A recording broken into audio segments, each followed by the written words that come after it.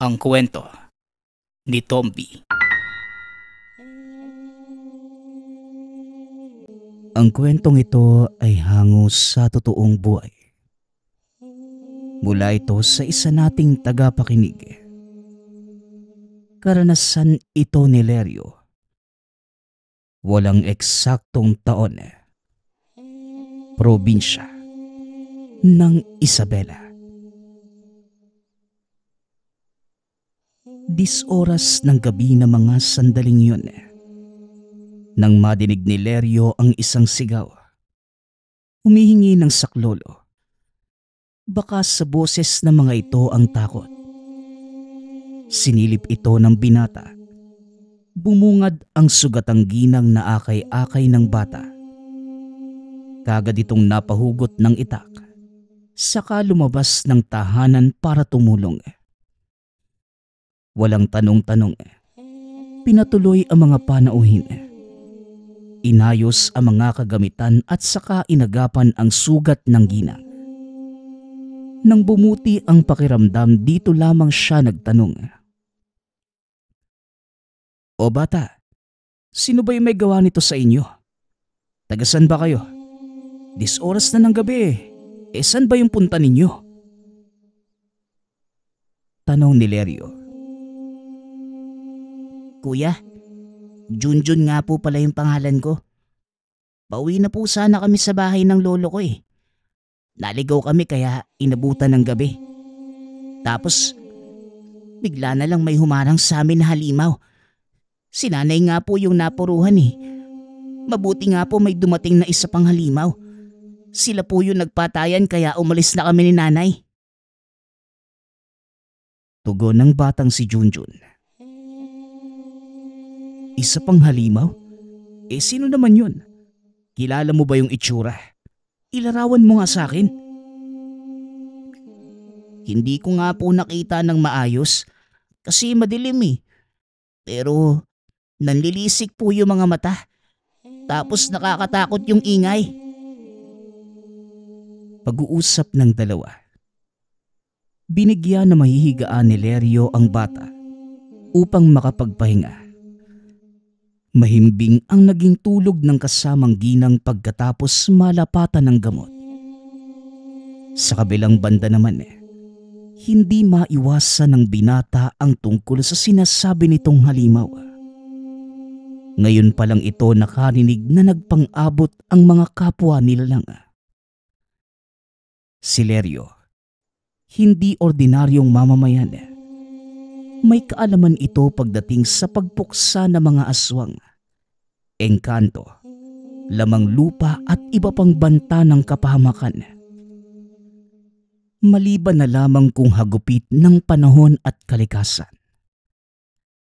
Kahit na limitado, nagagawan pa rin ng paraan para makontra ang kasamaan. Bukod dito, isa rin itong manggagamot sa lugar.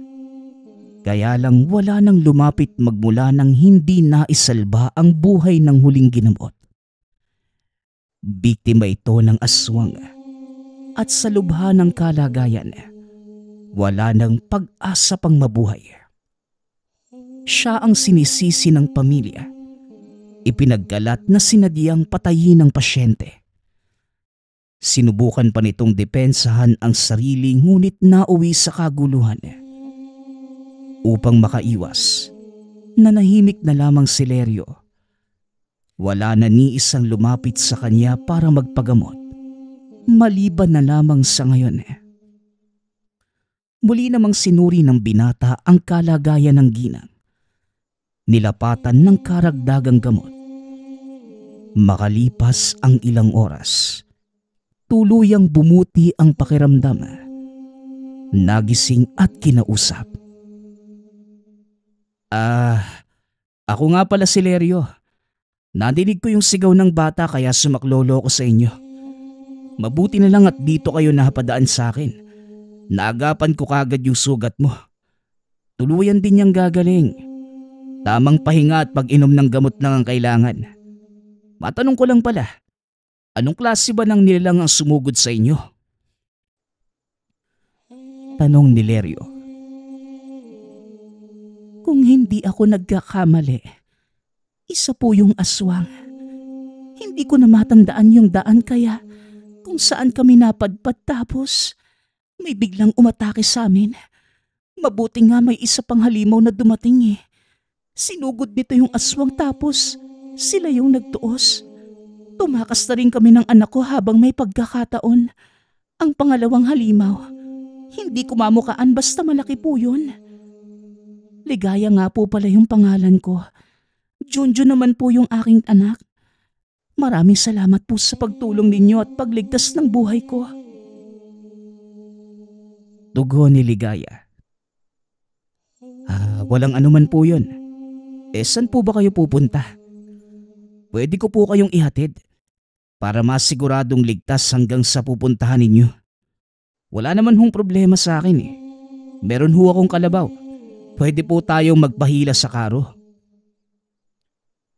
Hindi na po. Malaki na yung naitulong niyo sa amin. Maraming salamat, Leryo ha. Parang nanggaling na po ako sa lugar na ito dati. Kaya alam ko na po kung sa kami dadaan.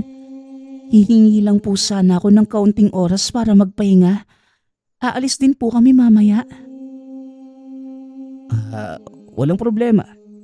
May pagkain na rin at maiinom sa mesa. Pagtiyagaan nyo na lang ha. Dahil yun lang talaga yung meron ako eh. Pag-uusap nila ni Ligaya. Habang nagpapahinga ang mag-ina, sumaglit si Leryo sa kagubatan upang manguha ng mga halamang gamot. Kaya nga lang, ibang tao ang bumungad. Si Mang Datu, ang mortal niyang kaaway. Tignan mo nga naman ang pagkakataon. Akala ko ang hinahanap ko na ang matatagpuan sa gawing ito ng kagubatan.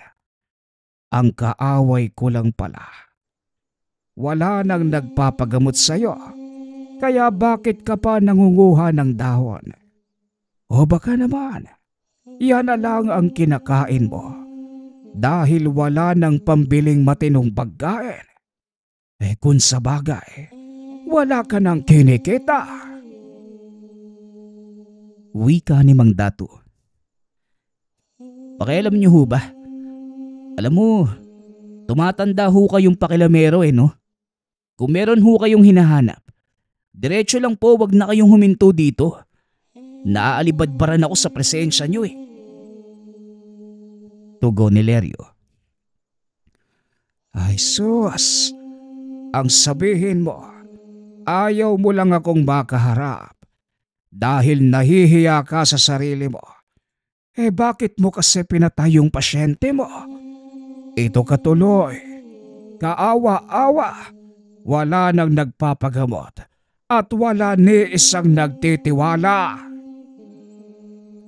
Tugon ni Mang Datu. Patuloy itong pinagtatawanan ang binata. Alam mo Manong, kung naisukpit ko lang yung ita ko, may leg ako mapupugot ngayon eh.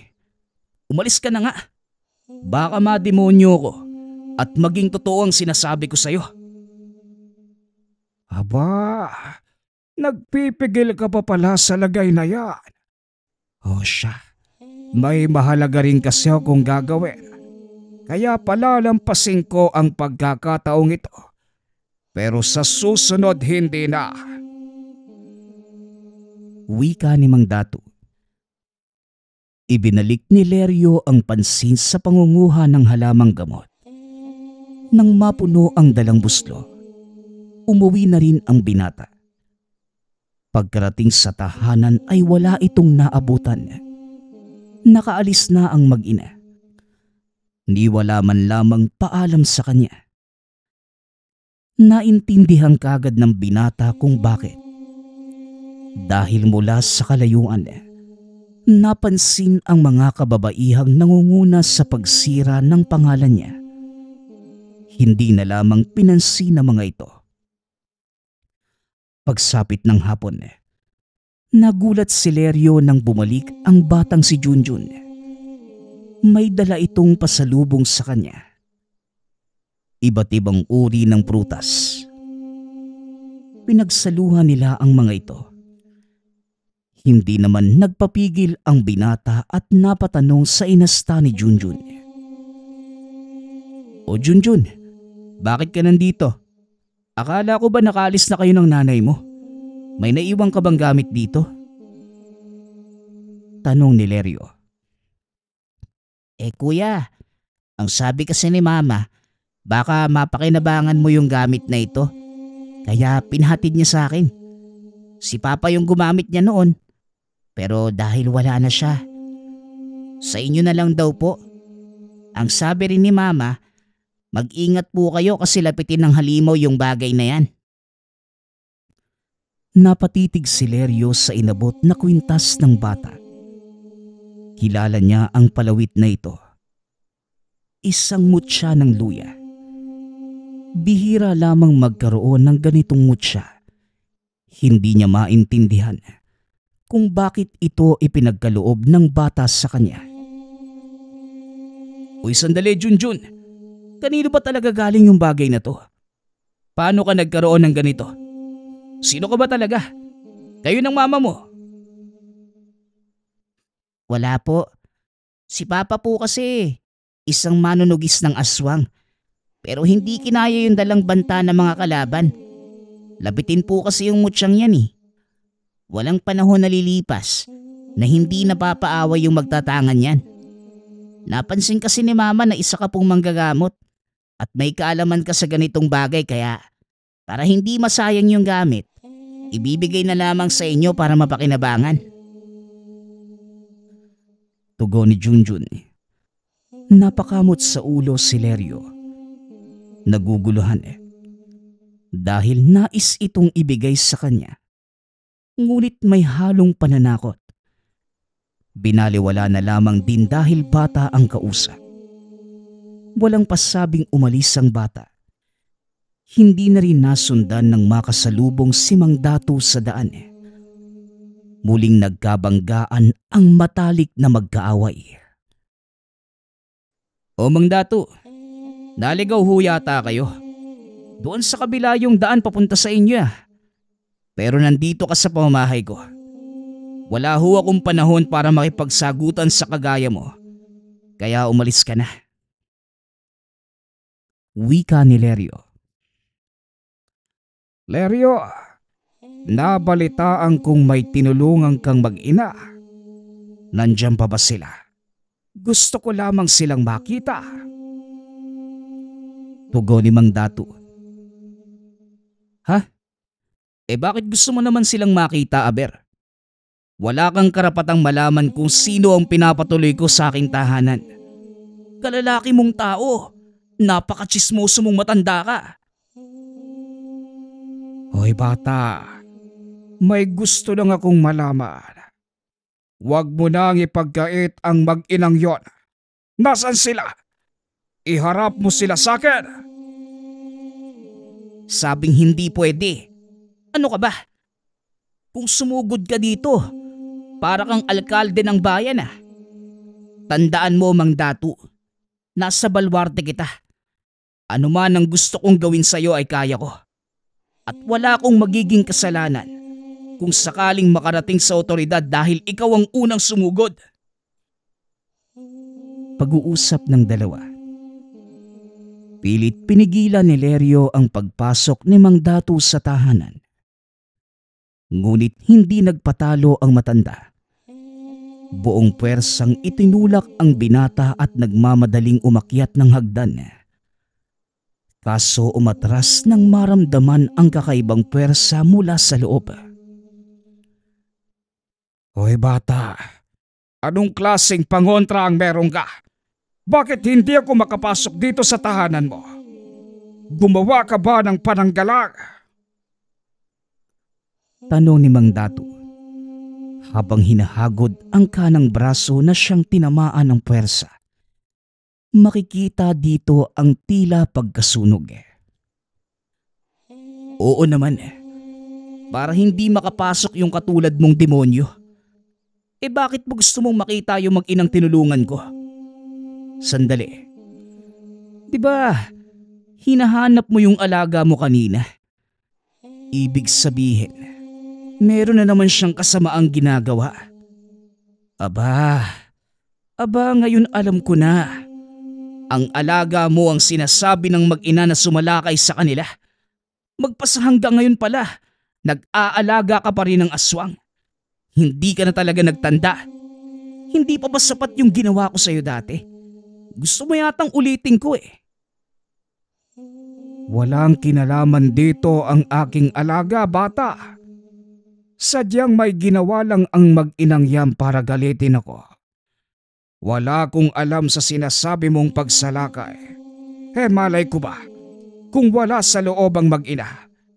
Sige, aalis na ako. Nagpunta lang pala ako rito para sa wala. Wika ni Mang Datu. Nagmamadali na rin itong umalis. Sa kilos nito nagduda si Lerio. Maraming taon na magmula noong naging usap-usapan ang katauhan ni Mang Datu sa lugar. Isa itong antingero. Ngunit piniling talikuran ang tungkulin upang kumaliwa. Sinamba at pinaglingkuran ang nakilala nitong aswang na ngayoy tinatawag niyang alaga. Nakalaban ito ni Lerio noong araw. Nagawang talunin, subalit napag-alamang muling nabuhay. Hindi na nagkaroon ng pagkakataon na muling makaharap dahil itinagong mabuti mula sa kanya. At isa pa, naging balakid din ang bali-balita kay Lerio na naging dahilan upang maging limitado ang kilos sa lugar.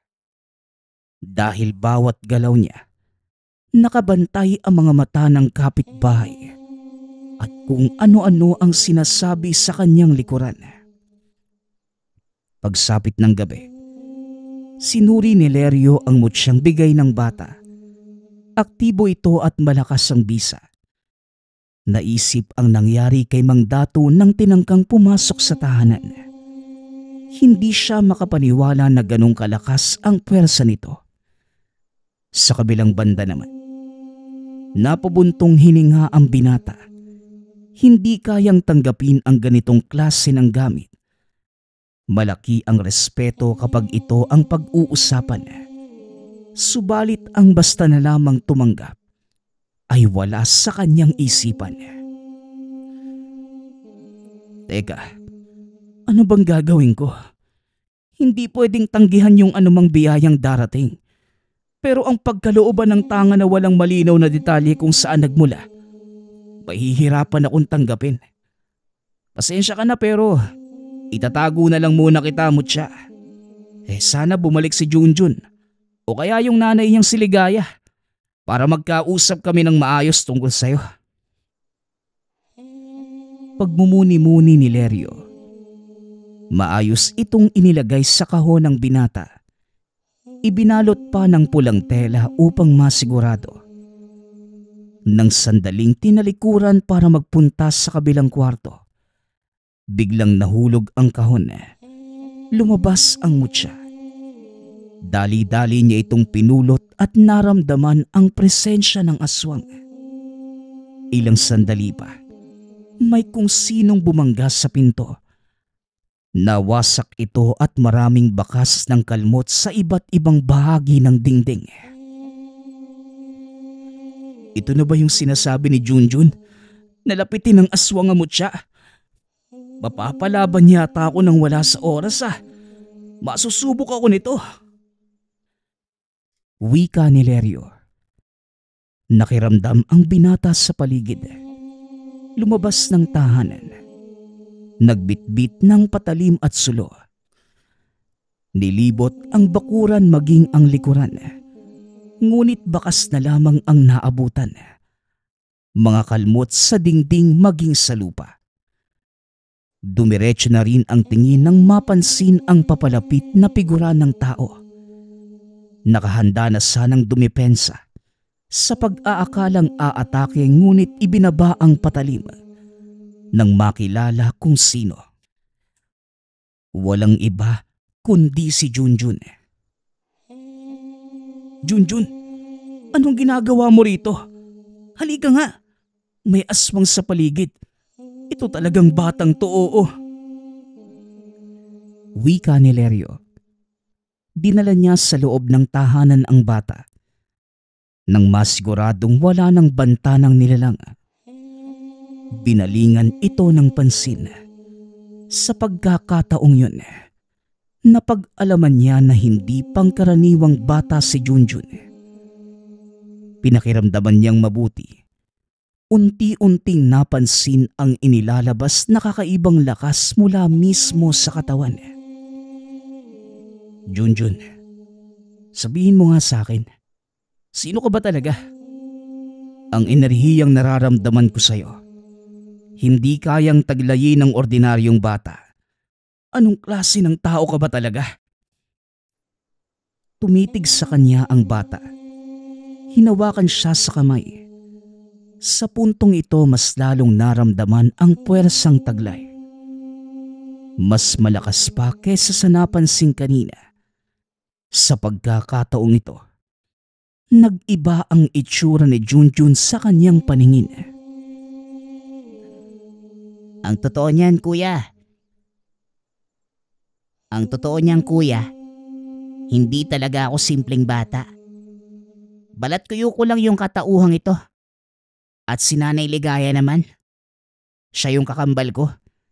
Sa katunayan, naghahanap lang kami ng pagsisilbihan. Taong tapat sa tungkuling ginagampanan. Matapang, walang inaatras ang banta ng kahit na anong nilalang. Matagal na kitang pinagmamatyagan at nang makatsyempo ako, lumapit kami sa'yo. Pero yung kwentong sinabi ko sa'yo na nangyari sa amin ng kambal ko, totoo yun. Hindi nga lang sa amin nangyari. May nakita talaga kaming mag-ina. Inatake ng nilalang yung nanay. Naging malubha yung tama eh. Habang yung anak naman niya, ayun, umiiyak sa tabi ng bangkay ng nanay niya. Hanggang sa parehas na silang binawian ng buhay. Kaya pasensya na, Lerio. Wala kaming karapatang manghelam sa problema ng mga tao. Pero pwede kaming tumulong sa pamamagitan ng paggabay sa'yo. Wika ng duwendeng si Junjun. Napakunot ang noo ni Lerio. Hindi niya lubos maintindihan ang tunay na pagkatao ni Junjun. Halos hindi ito makapaniwala sa mga nadinig. Wala rin itong ibang maisip kundi si Mang Dato. Dahil ito lamang ang kilalang posibleng may kinalaman sa aswang. Sandali nga. Ipaliwanag mo nga mabuti. Bakit kayo nagpapanggap na ligaya? Sinusubok mo ba ako? Hindi naman na siguro lingid sa kaalaman mo yon, Lerio. Isa akong puting duwende. Minsan mapaglaro. Pero tama ka sa isang bagay. Sinusubok kita. Kagaya rin ng aking inaasahan. Hindi ka pumipili ng tutulungan. Walang pagdadalawang isip na sumaklolo kahit hindi mo alam kung ano yung nangyayari. Para alam mo, nandito ako para pagsilbihan ka at maging katuwang sa pakikipaglaban sa kalabang nilalang. Kasangga mo rin yung binigay kong mutya. Huwag mong kalimutang gamitin. Para talaga yun sa'yo. Tugon ni Junjun.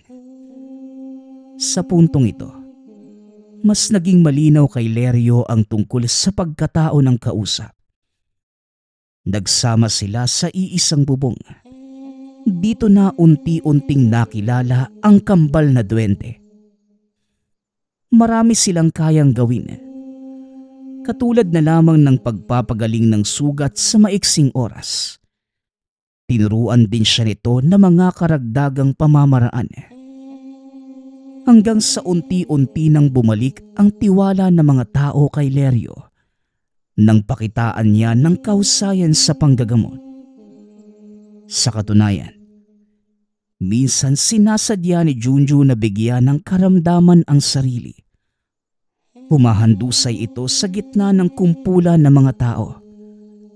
Lingid ito sa kaalaman ng manggagamot.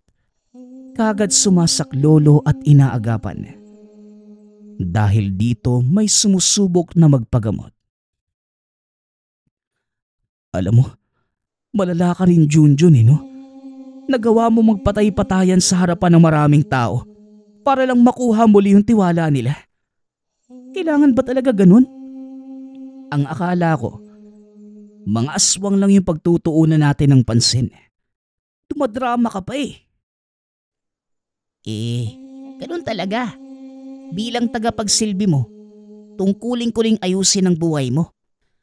Kung sinisiraan ka ng mga tao dahil lang sa isang pagkakamali, responsibilidad naming gawan yun ng paraan para mabura yun sa kanilang isipan. Ngayon na may dumayo muli para magpagamot, gawin mo yung parte mo ha. Nagawa ko na yung sa akin. Tugon ni Junjun. Napailing na lamang si Lerio. Pagkatapos ng pag-uusap ay inatupag ang naghihintay na mga pasyente sa labas.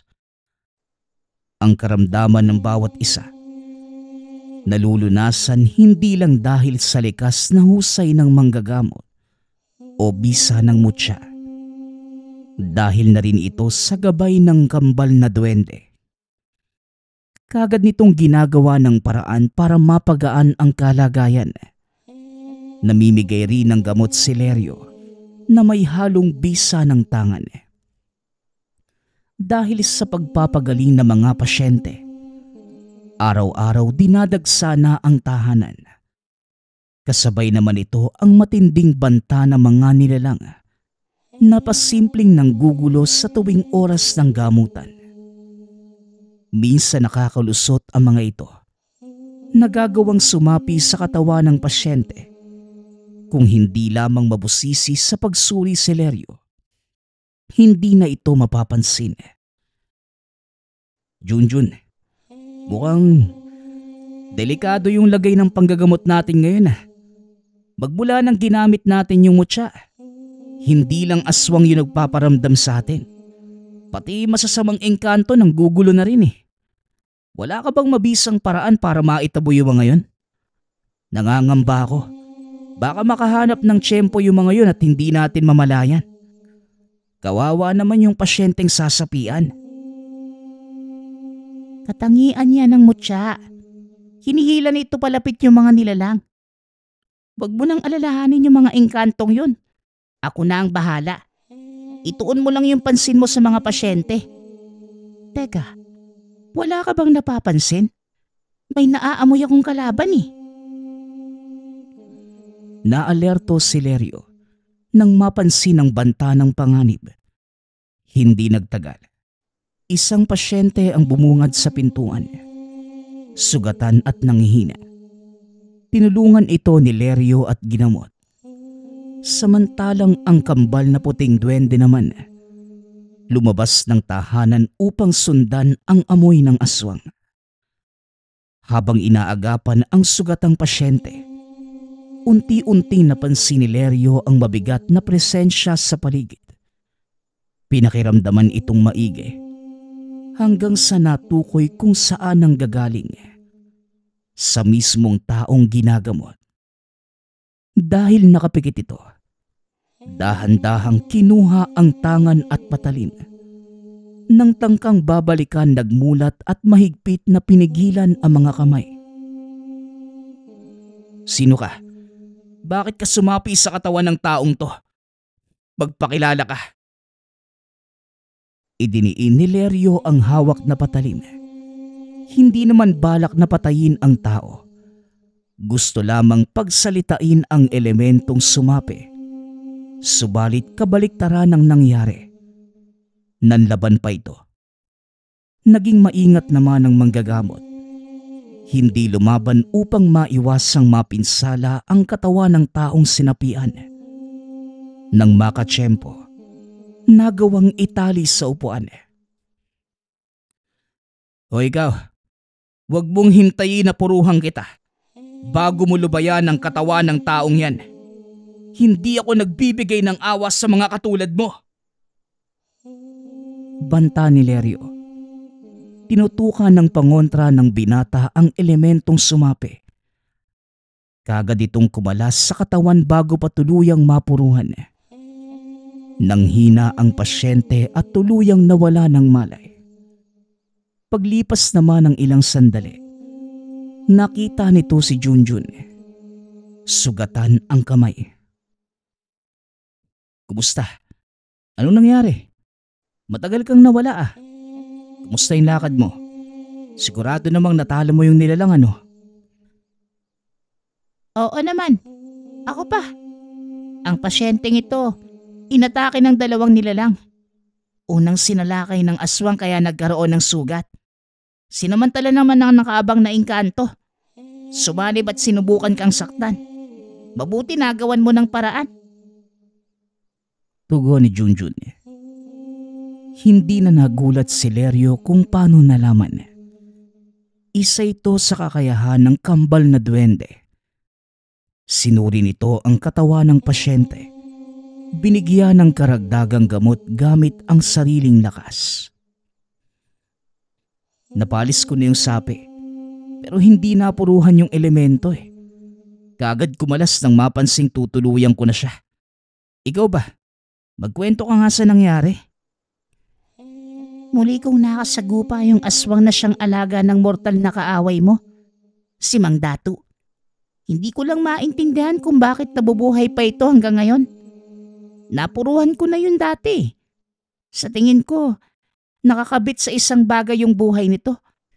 Kung matutunto natin yung puno, doon lang matitigil yung paghasik niya. Ikaw, Lerio, wala ka bang balak kumprontahin si Mang Datu? Kung walang kikilos, patuloy lang sa pambibiktima ang nilalang.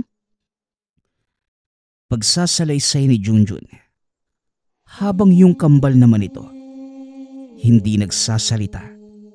Tumatango lamang sa lahat ng kanyang sasabihin. Nagtataka nga rin ako eh. Nakalaban ko na dati yung aswang na yan. Nabalitaan kong nabuhay ulit.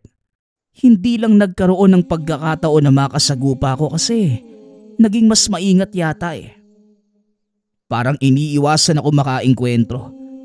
Sigurado ba kayo na alaga ni Datu yung nakaharap nyo?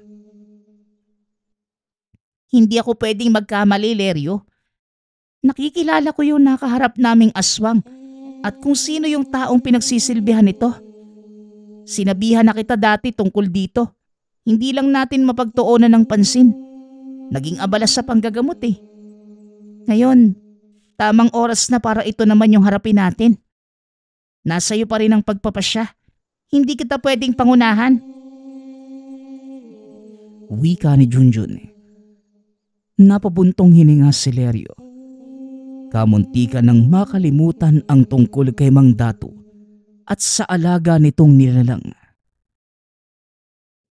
Hindi na pala kailangan puntahan sa kanila eh. Siya na mismo yung lumapit sa atin, oh. Wika ni Junjun. Napatingin si Lerio sa labas. Mula rito ay natanaw si Mang Datu. May dalang itak sa magkabilang kamay. Galit na galit.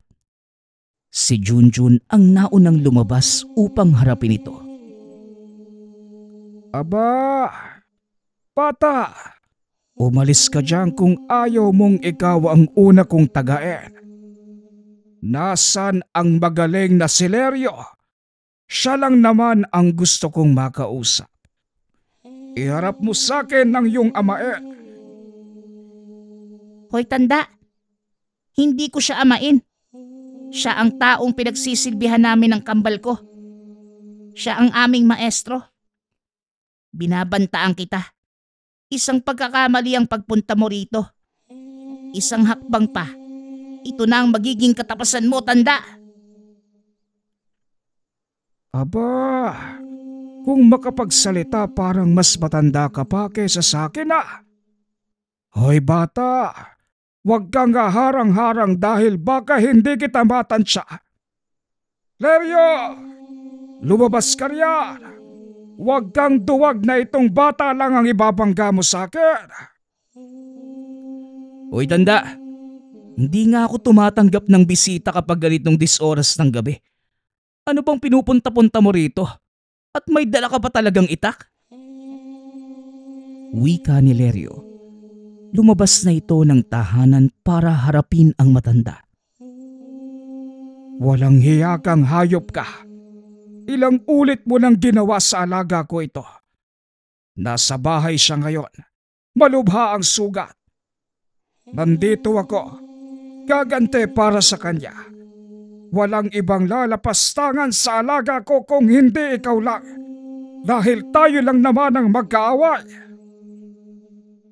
Ganun ba? Mas mabuti na rin nandito ka para hindi na ako magpakahirap maglakad papunta sa inyo. Sabihin mo nga sa akin, anong klase ng aswang ang alaga mo? Ilang beses na siyang napuruhan pero hindi pa din namamatay. Sa una naming engkwentro nalagutan na yan ng hininga. Paano siyang nabuhay ulit? Kasi nga sa pagmamagaling mo, may bagay kang nakalimutan. Nagawa mo ngang mapuruhan ang alaga ko, pero hindi mo naman tinutuluyan. Sa tingin mo ba mapapatay ang isang aswang ng ganong kadali lang? Sandali. Akala ko malawak ang kaalaman mo. Bakit parang tuturuan pa kita sa lagay na ito? Halika nga, lumapit ka rito at magtuos na tayo. Paghamon ni Mang Datu, muling humarang si Junjun. Hindi na nakapagpigil. Ginamita ng puwersa ang matanda dahilan para tumilapon sa unahan. Nakatayo namang kagad at gulat na napatingin sa bata. Wala pala tayong pinagkaiba, Leryo. Nagpalaki ka rin ng isang elemento. Ngayon ko lang nakita ang batang ito. Pero parang pamilyar. Nagkita na ba tayo dati? Hindi pa. Pero ang alaga mo, oo. Ikamusta mo na lang ako sa kanya. Iyon kung mabubuhay pa siya. Tugon ni Junjun. Makalipas ang ilang sandali ay ipinakita ang tunay na itsura. Sumama na rin ang kakambal nitong duwende. Nagbago ang ekspresyon ni Mang Datu. At bakit mo naman nasabi yan? Sandali. Ikaw siguro ang lumapastangan sa alaga ko, ano? Pareho kayo ng amo mo. Mga walang hiya kayo. Mga hayop! Sigaw ng matanda. Dinampot muli ang patalim at saka sumugod. Sa puntong ito, ang kambal na puting duwende ang humaharap sa kanya. Tinatapatan ang bawat pag-atake. Dahil mas malakas, walang kahirap-hirap na bumagsak. Duguan si Mang Datu at nangihina. Mang Datu, hindi mo na ako basta-basta mapapatumba. Oras na rin siguro para mabawasan ang kasamaan sa mundo, no? Mga kaibigan, ako na dyan. Ako ang tatapos sa kanya. Wika ni Leryo. Lumapit ang binata sa kinalalagyan ni Mang Datu. Napatanda muna ng krus bago pinatawan ng parusa ang matanda. Ginamitan niya ito ng kakaibang lason na mula pa sa mundo ng mga elemento. Nagmakaawa pa ang matanda na tigilan na siya. Ngunit hindi na nagtigil ang binata. Dali-dali itong itinarak. Nangisay na lamang dahil sa lason. Hindi nagtagal. Dumagundong ang pag-atungal ng aswang mula sa kung saan. Ilang sandali pa ang lumipas. Lumitaw ang alaga ni Mang Datu sa kabila ng natamong sugat sa katawan. Mabangis pa rin ito. Mabilis at walang tigil sa pagsugod. Muli ditong humarap ang kambal na puting duwende. Sinabayan ng pag-atake. Napuruhan ngunit walang senyales ng kamatayan. Sa puntong ito, nakaisip si Leryo. Hinugot niya ang patalim at saka sinaksak si Mang Datu. Ilang sandali pa, unti-unting nalagutan ng hininga. Kasabay nito ay ang dahan-dahang pagbagsak ng nilalang. Sa pamamaraang ito, napagtanto ni Leryo na magkarugtong ang buhay ng dalawa at si Mang Datu ang puno. Magaling ang ginawa mo, kaibigan. Kaya pala hindi mapatay ang aswang na yan. Dahil nasa matanda yung kalahati ng buhay niya. Ngayon na tinuluyan mo na ito, nalagutan na rin siya ng hininga. Hindi naman yun dahil sa akin eh.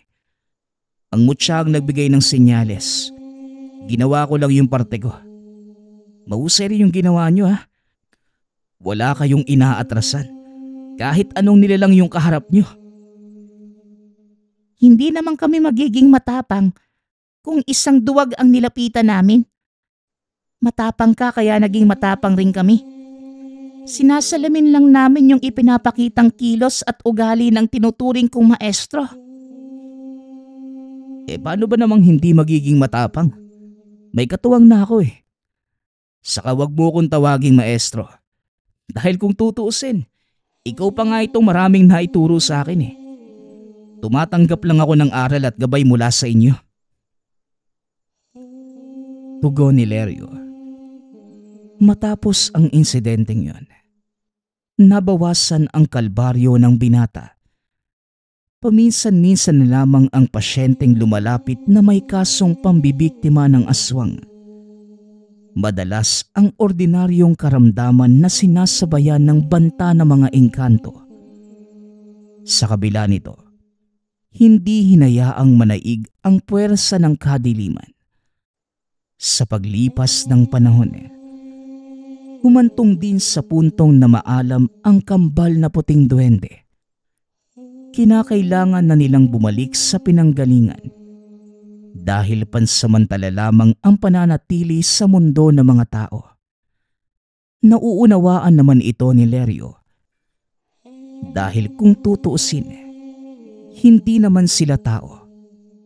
Isa silang elemento. Iniwanan sa kanya ang mutya na iningatan at ginamit naman sa kabutihan.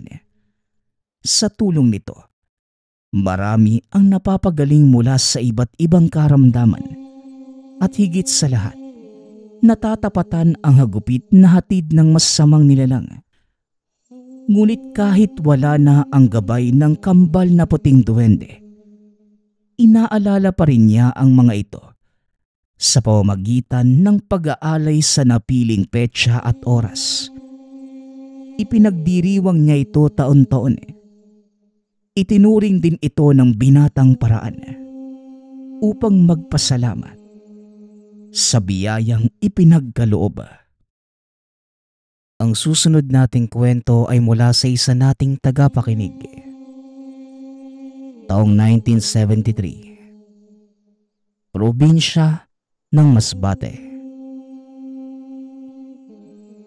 Alas 5 pa lamang na madaling araw ay naghahanda na si Sting. Dadalo ito sa isang binyagan. Isa siya sa kinuhang tatayo bilang pangalawang magulang ng bata. Dahil dito, labis ang pagkasabik niya dahil ito ang unang pagkakataong maimbitahan sa isang binyag. Alas 6 ng umaga na mag-umpisa ang pari sa seremonya. Dahil ito lang naman ang nag-iisang ganap noong araw na yon. Halos 2 oras silang nanatili sa simbahan para makinig sa payo ng pari sa mga paraan ng tamang pagpapalaki sa bata.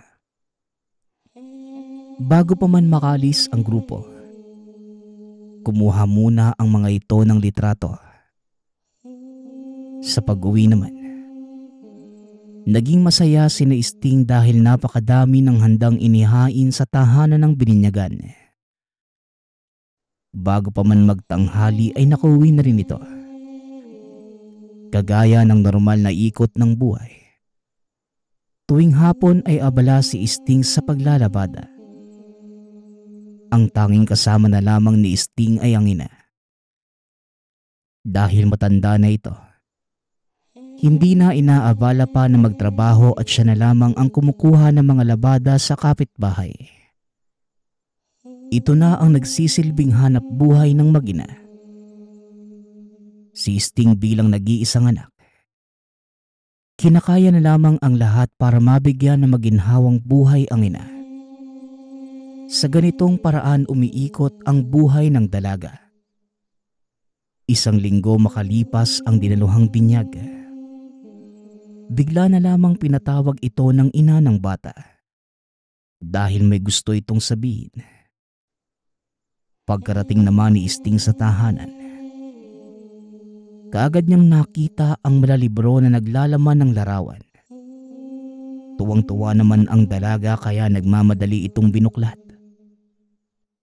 Ngunit gano'n na lamang ang pagkabigla nang may maglagay sa mukha niya ng itim na tela. Aling Marta, ano pong ginagawa niyo? Bakit niyo po ako sinukluban ng tela? Tumugo naman ang ale na wag munang lilingon ng ilang segundo. Dahil dito ay hindi na nagsalita pa ang dalaga. Matapos lamang ang ilang sandali, inalis na ng matanda ang nakasuklob. Tumabi at kinuha ang mga larawang hawak ni Sting. Nakikita mo ba ang larawang ito, iha? Wala kang ulo. Kaya kita pinapunta para maagapan natin yung nakaabang nakapahamakan sa'yo. Ayon sa sabi-sabi ng matatanda, tuwing walang ulo sa larawan, ang tanging ibig sabihin lamang ay may nakaabang nakapahamakan. Mag-iingat kay Sting. Hanggat maaari, huwag ka munang lalabas ng tahanan niyo. Mabuti na ang mag-ingat kaysa magsisi tayo sa huli. Dahil dito nakaramdam ng kaba ang dalaga. Ito ang unang beses na makarinig ng ganong pamahiin. Yun rin sana ang unang pagkakataon na makikita ang larawan. Habang si Aling Marta naman, patuloy pa rin sa pagbibigay ng babala sa dalaga. Ilang oras pa matapos ang usapan, nagpaalam na ito at umuwi ng tahanan. Gawa ng hindi malaman ang gagawin, inilahad nito sa ina ang mga nalaman. Ganun na lamang ang naging pagkabahala ng dalaga. Kaya nagpa siya na itong pumunta ng simbahan para mapabendisyonan ang damit na ginamit noong binyag. Kaya naman, matyagang hinanap ng dalaga ang sinuot na damit para dalhin. Habang naglalakad ang mag-ina, hawak-hawak ng ina ang kamay ng dalaga dahil sa labis na pag-aalala. Maswerte na lamang dahil naabutan nila ang pari sa simbahan. Minsan ay umaalis ito para pumunta sa iba't ibang parokya at nagsasagawa ng misa. Sa buong seremonya at bendisyon ng pari, wala namang naging kakaiba dahil normal naman ang pagdadaos. Matapos yon, nagpasalamat at umuwi na ng tahanan ang mag-ina. Pagkarating sa bahay, pumunta ang dalawa sa likod para sunugin ang damit na may bendisyon. Habang sinasagawa yon, ganun na lamang ang kabang nararamdaman ni Sting dahil paulit-ulit na nakikita sa isipan ang larawan na walang ulo. Inabisuhan na lamang ito ng ina na wag na masyadong mag-alala dahil kasabay ng pagsunog sa damit, nasunog na rin ang malas na kaakibat nito. Sa natitirang oras bago sumapit ang gabi, nagdasal na lamang ang mga ito para ipasa Diyos na lamang ang mga nakita. 8:00 ng gabi, pagkapasok ng dalaga sa sariling kwarto, napansin niya ang isang rosaryo na gawa sa kahoy. Napakunot na lamang ang noo ni Sting dahil hindi niya alam kung ano ang ginagawa ng rosaryo. At ni isang beses ay hindi pa siya nagkakaroon ng ganitong gamit. Matapos matitigan, itinabi na lamang ito at hindi na ninais pang pagtuunan ng pansin. Nahiga na lamang si Sting at ilang minuto pa ay kagading nakatulog. 2:00 na madaling araw, nagising ang dalaga sa hindi malamang dahilan. Kasabay nun, Nakaramdam din ito ng alinsangan kaya binuksan niya ang bintana. Nang akmang pabalik na sana ng higaan, bigla na lamang tumayo ang mga balahibo nang makita ang isang napakatangkad na lalaki. Kulay itim ang buong katawan. May mapupulang mga mata at higit sa lahat, agaw pansin ang nakausli na dalawang maliit na sungay. Gustuhin mang sumigaw ng dalaga ay walang boses na lumalabas sa bibig. Dahil sa sobrang takot, hindi na nakagalaw pa sa kinatatayuan ang dalaga. Dahan-dahang lumalapit ang nilalang habang nakatitig sa kanya. Itinuro nito ang noo ng dalaga at bigla na lamang natumba si Sting dahil sa puwersang naramdaman. Matapos yon, tumakbo na papalabas ang nilalang. Dumaan ito sa nakabukas na bintana habang si Sting naman kumaripas ng takbo sa kwarto ng ina. Pilit nitong siniksik ang sarili para kahit papano mapawi ang takot na nararamdaman. Hindi na rin ito ginising pa ang ina at sa magdamag ay hindi na nakatulog. Pagsapit ng 5:00 ng umaga, bumangon na ang ina samantalang si Sting naman nanatili lamang sa higaan dahil masama ang pakiramdam. Makailang oras lang ay matinding pagkahilo na ang naramdaman. Nang akmang tatayo na sana para kumuha ng herbal na gamot, napasigaw na lamang ito nang makita muli ang nilalang na dumalaw kagabi. Nakatayo lamang ito sa harapan habang nakangisi. Dahil sa likas na malakas ang boses ni Sting, nagmamadaling tumakbo ang ina papalapit dito. Nang tanungin kung ano ang nangyayari, patuloy lang ang pagturo ng dalaga sa nilalang ngunit ayon sa ina, wala naman itong kahit anong makita. Walang humpay sa kakasigaw si Sting dahil patuloy sa pagngisi ang nilalang. Kahit pumikit, hindi na nawawala sa isipan ang itsura ng nilalang. Hinila na ito ng ina papalabas ng kwarto para ilayo sa nakikita. Magmula nung makalabas, ilang minuto rin ang lumipas bago tuluyang kumalma ang dalaga. Dito ay dahan-dahang nilahad ni Sting ang mga nasilayan. Gawa ng naniniwala naman ang ina sa mga pangkalikasang nilalang.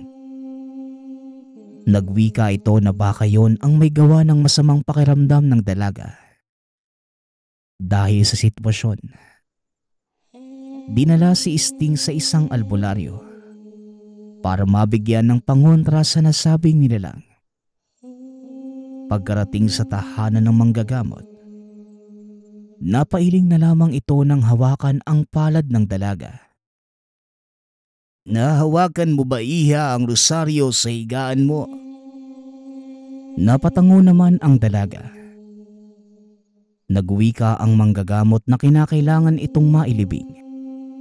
Dahil kung hindi, mangyayari ang kanilang kinakatakutan. Nang mga panahong yun ay nasa katawan na ng dalaga ang sumpa. Dagdag pa ng manggagamot, tuwing may binibinyagan ay may kinukuha ring kapalit ang mga aswang. Isa sa pinaniniwalaan sa lugar, sa kada likod ng simbahan ay may angka ng mga aswang. Ito ang may gawa kung bakit nawawala ang ibang ulo sa litrato. Ang rosaryo namang natagpuan sa gamit ng biktima ay isang panlilinlang. Ito ay paraan para maamoy ang biktima at mabantayan hanggang sa tuluyang makuha. Dahil dito, nagbadali na ang tatlo pauwi ng tahanan. Nang makuha ang rosaryo, dumiretso na ang mga ito sa likod ng simbahan. Dito naghukay ang manggagamot.